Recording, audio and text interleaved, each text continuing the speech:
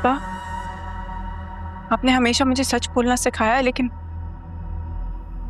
ये जो कुछ भी आप कर रहे हैं ना, ये ठीक नहीं कर रहे। मैं तुम्हारी जिंदगी बचाने की कोशिश कर रहा हूं बेटा। और अगर मैं कहूं कि आप इसे खराब कर रहे हैं तो?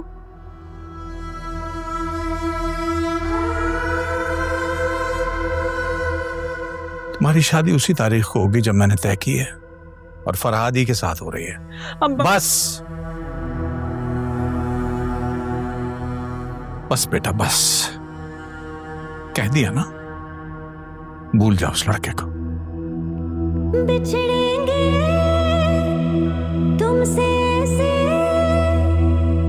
फिर मिल ना पाएंगे,